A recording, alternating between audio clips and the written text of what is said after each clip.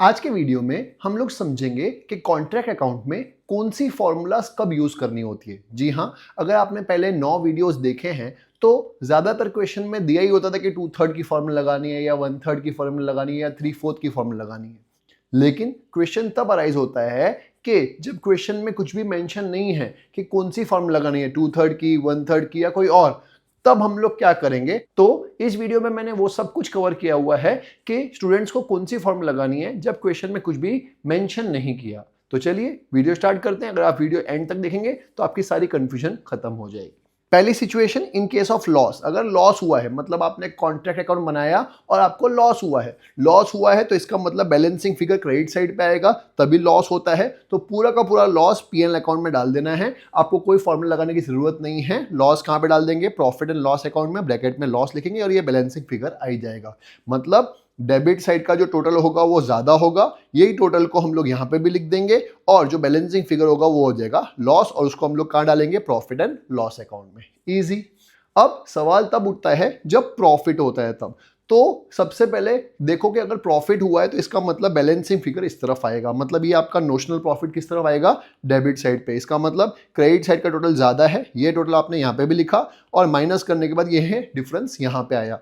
तो सबसे पहले फॉर्मूला लगाने से पहले हम लोग को ये देखना है कि कितना परसेंटेज काम कंप्लीट हो गया है। मतलब क्वेश्चन में दिया होगा कि हाँ भाई कॉन्ट्रैक्ट का 2/3 काम कंप्लीट हो गया है या 1/3 कंप्लीट हो गया है या 70% हो गया है या 80% हो गया है या कुछ भी बोला होगा। तो अगर प्रॉफिट हुआ है और percentage of work completed is less than 25%, मतलब अभी तक काम 25% से भी कम हुआ है, इसका मतलब मेजॉरिटी ऑफ द कॉन्ट्रैक्ट का काम बाकी है।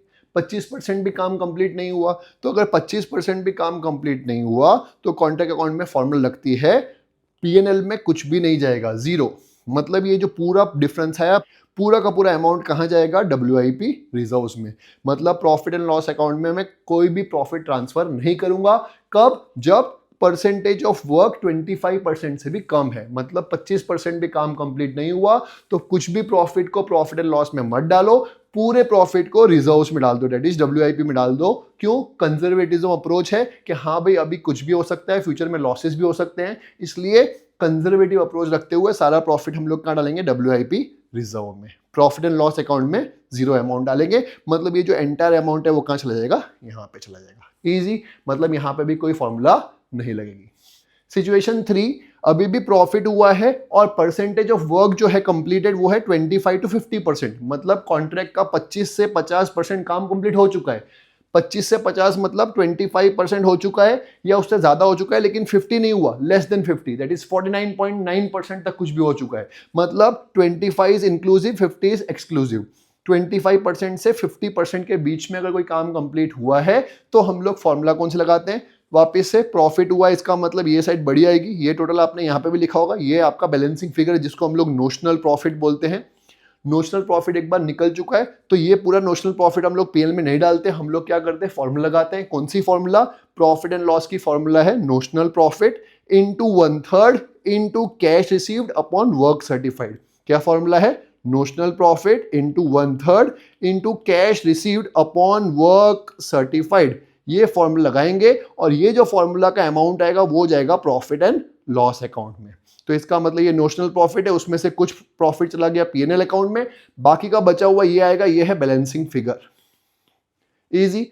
तो इसका मतलब परसेंटेज ऑफ वर्क कंप्लीट है 25% या उससे ज्यादा है, लेकिन 50% से कम है तो फॉर्मूला लगती है 1/3 की। फॉर्मूला होती है notional profit into 1/3 into cash received upon work certified. ये अमाउंट जाता है प्रॉफिट एंड लॉस अकाउंट में, इसमें से इतना अमाउंट पीएनएल में चला गया तो बाकी का बचा हुआ बैलेंसिंग फिगर जाएगा कहां पे?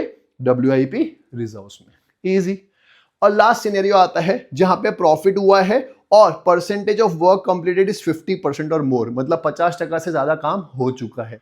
जब 50% से ज्यादा काम हो चुका है और प्रॉफिट हुआ है तो तभी भी बैलेंसिंग फिगर यहां पे आएगा, दैट इज क्रेडिट साइड बड़ी होगी, यहां पे लिखेंगे और ये जो आएगा वो आपका नोशनल प्रॉफिट है। अब ये जो नोशनल प्रॉफिट है इसमें से हम लोग कुछ प्रॉफिट डालेंगे पीएनएल में, बाकी का बचा हुआ डालेंगे WIP में। तो पीएनएल में कितना डालेंगे उसके लिए फॉर्मूला है notional profit into 2 divide by 3 into cash received upon work certified, ये लिखी हुई है। ये जाएगा पीएनएल के अंदर, पीएनएल के अंदर चला गया इतना अमाउंट, ये कहाँ से आया, इतने में से इतना अमाउंट यहाँ चला गया, बाकी का बचा हुआ बैलेंसिंग फिगर जाएगा कहाँ पे, WIP रिजर्व्स में। मतलब जब 50% या उससे ज्यादा काम कंप्लीट हुआ है तो हम लोग कौन सी फॉर्म लगाते हैं, 2/3 की फॉर्म लगाते हैं। कौन सी, 2/3। इजी। तो ये जाएगा प्रॉफिट एंड लॉस अकाउंट में। एक बार पूरा समराइज कर लेते हैं। देखिए, इन केस ऑफ लॉस, अगर लॉस हुआ है तो पूरा अमाउंट हम लोग का डालते हैं प्रॉफिट एंड लॉस अकाउंट में, पूरा लॉस ट्रांसफर कर देते हैं कहाँ पे, PL अकाउंट में, क्योंकि क्रेडिट साइड पे डिफरेंस आएगा। अगर प्रॉफिट हुआ है तो देखने का परसेंटेज ऑफ वर्क कंप्लीटेड कितना हुआ है। अगर लेस देन 25% है तो प्रॉफिट एंड लॉस में 0 जाएगा, पूरा का पूरा अमाउंट कहाँ जाएगा, WIP रिजर्व्स में। अगर 25% से ज्यादा हुआ है लेकिन 50% से कम काम कंप्लीट हुआ है तो 1/3 की फॉर्म लगाएंगे।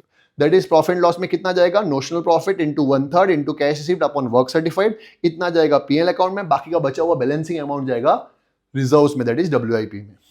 और लास्ट 50% या उससे ज्यादा काम कंप्लीट हुआ है तो PL में फॉर्म लगती है 2/3 की, that is notional profit into 2/3 into cash received upon work certified, ये फॉर्म लगा देंगे, बाकी का बैलेंसिंग फिगर जाएगा WIP रिजर्व्स में। इजी।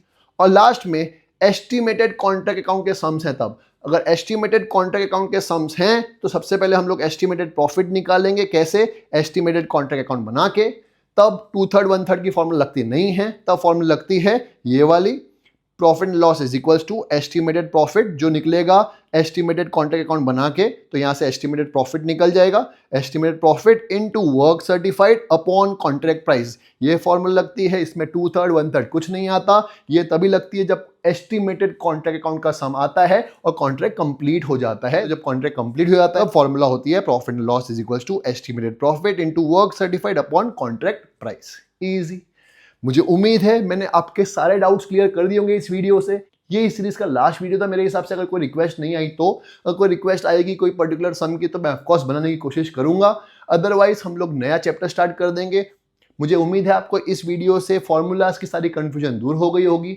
फिर भी कोई डाउट हो तो कमेंट सेक्शन में जरूर लिखिएगा, और अगर आपको लग रहा है मेरे वीडियोस आपके काम आ रहे हैं तो प्लीज मेरे वीडियोस को अपने फ्रेंड्स के साथ जरूर शेयर करिएगा ताकि वो लोग भी अच्छे से पढ़ सकें।